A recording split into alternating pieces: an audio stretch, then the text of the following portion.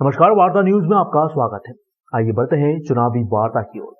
त्रिस्तरीय पंचायत चुनाव को लेकर हलचल तेज हो चुकी है। सभी उम्मीदवार अपने अपने पक्ष में जनता से विकास की बातें कर रहे हैं। इसी कड़ी में आज हमारी टीम पिपलिया हामा पहुंची, जहां से सरपंच पद के लिए राम कुंवर दिलीप सिंह चुनावी मैदान में खड़े हुए हैं। आइए जानते हैं क्या कहते हैं ग्रामीण जन और क्या कहते हैं सरपंच पद के उम्मीदवार।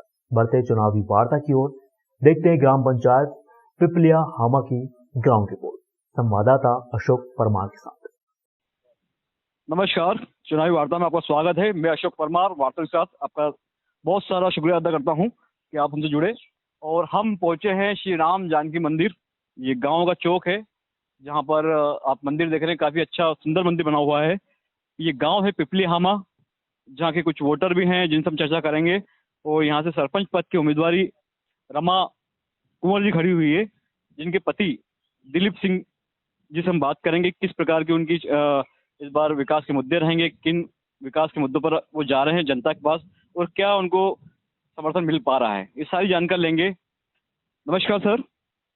नमस्कार सर, मुझे बताएं कि इस बार जब आप जा रहे हैं चुनावी माहौल में, तो क्या क्या योजनाओं के साथ गांव की जनता के पास जा रहे हैं और क्या क्या आपको लाभ मिल रहा है या क्या क्या समर्थन उनसे मिल रहा है? वैसे हमारे भी अनारक्षित सीट है और महिला सीट है, तो मैं एक प्रतिनिधि के तौर पे बताता हूँ आपको। हमारी छोटी पंचायत है जिसमें 2 गांव आते हैं, पिपली हामा समीप में एक सांकली खेड़ा। यहाँ के लगभग 980 मतदाता हैं। यहाँ सर्वप्रथम जो सबसे बड़ी समस्या है पानी की, तो अपन चाहते हैं कि नल जल योजना के अंदर सर्वप्रथम पानी की टंकी का निर्माण हो और हर घर में जल पहुँचे, ये सबसे बड़ी प्राथमिकता।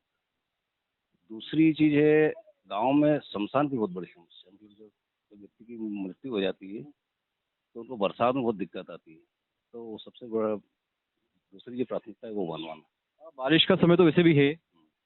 और एक पास में हमारे कुछ लोग उधर रहते हैं आबादी, तो वहाँ पे जाने के लिए बीच में नाले में पुलिया बनवाना। इसके बाद जो निरंतर जो कार्य है शासन की विभिन्न योजनाएं, जैसे कि आवास योजना हुआ, राशन कार्ड है, या विभिन्न जो भी आवश्यकताएं, शौचालय बनवाना, ये सब तो प्राथमिकता में रहेंगे ही सही। दूसरा, हमारा अंदर का क्षेत्र है, उज्जैन से 30 किलोमीटर दूर है। यहाँ स्वास्थ्य के लिए हम चाहते हैं कि सबसे पहले प्राथमिक स्वास्थ्य केंद्र की स्थापना हो, ताकि लोगों को उज्जैन तक नहीं जाना पड़े। अब पूरे बेल्ट पे देखा मिलेगी सबसे बड़ा शायद गांव यही है ना? यही है। और उज्जैन से दूरी होने के कारण यहाँ सुविधाओं का थोड़ा अभाव है, तो इसीलिए हम चाहते हैं कि प्राथमिकता से इस गांव को नंबर 1 पे जिले में कैसे लाया जाए, ये हमारा योजना है। इसको लेकर काम कर रहे हैं। नमस्कार, क्या नाम है आपका? महेश जी, हम बताएं कि इस बार जब आप वोट डालने जाएंगे तो मन में क्या विचार? वोट तो उन्हीं को देंगे जो लोग गांव के विकास के बारे में सोचेंगे। बाकी पिछली बार जो हुआ था उसकी वजह से थोड़ा लंबा हो गया, लॉकडाउन वगैरह इनकी वजह से। बाकी तो सही व्यक्ति को ही चुनेंगे जो शिक्षित होगा, व्यवस्थित होगा, आम आदमी की सुने। बाकी जो भी उम्मीदवार है, 4-5 उम्मीदवार हैं हमारे गांव में, और उनको भी व्यवस्थित जो व्यक्ति होगा उसी को चुना जाएगा। बाकी लोग समझदार है। नमस्कार बाबू जी, क्या नाम है आपका? दिलीप सिंह। दिलीप सिंह जी, हमें बताएं कि इस बार आपके पास कौन कौन से विकास के मुद्दे होंगे जिन पर आप इस बार वोट डालने जाएंगे? विकास तो क्या साहब, गांव में अभी तक इंदिरा आवास भी नहीं आया है। क्या अच्छा आदमी जैसे चुन लेंगे और वोट देंगे तो गांव का विकास भी होगा। और इस पिपली हामा में मतलब 5-7 गांव लगते हैं, इधर शमशान घाट भी नहीं बना अभी तक। क्या तो लोगों को परेशानी बारिश में, क्या तो नदी पे ऐसा, तो हरिगढ़ नदी पे शमशान घाट भी बन जाए, 5 गाँव के मतलब वहीं ले जाते डेड बॉडी। तो हमको मजबूरन में यहाँ से मतलब बारिश में मतलब उज्जैन ले जाना पड़ता है यहाँ से डेड बॉडी।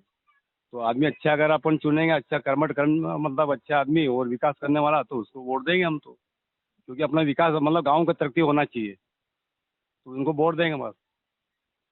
नमस्कार बाबू जी, क्या नाम है आपका? कैलाश। कैलाश जी, हम बताएं कि इस बार आप वोटिंग के लिए जाएंगे तो कौन कौन से विकास के मुद्दे होंगे आपके पास? काहे कौन साहब जो काम करेगा उन्हें वोट देंगे, नहीं तो कोई वोट दे नहीं मिला कहीं से। यहाँ तो देखो चापड़ा में वर्षा जी पड़ी कितना 20 साल में बूढ़ो गई होनी है नहीं उम्र, पर अभी तक गाँव में कहीं नहीं करी, कोई इतना सरपंच ने कहीं नहीं करी। रोड बनी है, नाली भी हमने देखी। કોઈ કાંઈ નહીં કરીએ. એ તો આપણે કેટલા સરપંચ કરી ગયો ને ગામના સરપંચ કાંઈ નહીં કર્યું. નાના સાહેબ ઘરના રોટલા ખાઈ કરીને ઘરનું કામ કર્યા. तो साहब एक जो नया काम करेगा अभी इन्हें बोल रहा नहीं कर. कितने उम्मीदवार इस बार खड़े हुए हैं आपके गांव से? 5 है ना मना. ऐसी कोशिश नहीं करी निर्विरोध खड़ा हो जाए कोई? नहीं कोई नहीं करेगा. सब अपना अपना हिसाब से. मुख्यमंत्री से कम से कम 15 लाख रुपए का एक प्रावधान है. कहीं सर अभी अभी यहाँ आपने कहीं होता गाँव में ऊपर चटी जाओ आवाज यहाँ हमारे पुरता आवाज नहीं दी वही ऊपर ऊपर चल जाए.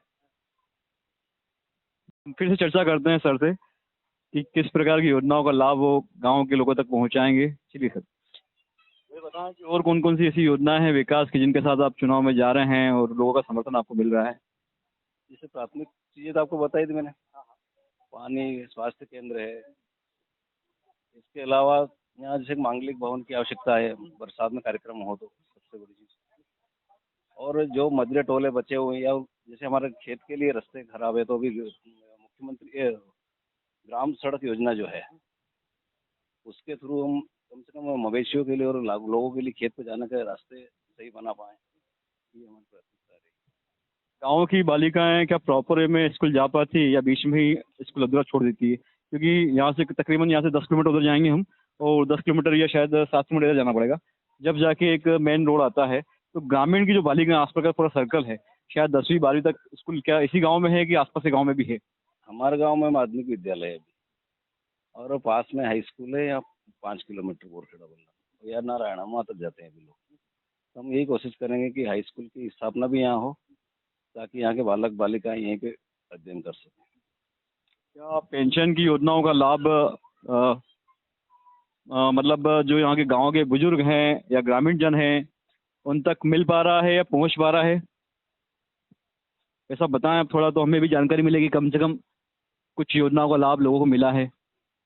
योजनाएं तो का लाभ तो मिल रहा है परंतु कई लोग वंचित है और कई अयोग्य लोग उसका लाभ ले रहे हैं. तो अपन सबसे पहले तो सही सर्वे करवा कर जो वंचित लोग हैं उनको सबसे पहले उन योजनाओं का पेंशन योजना हुई इन सबका लाभ कैसे मिले ये हमारी प्राथमिकता रहेगी.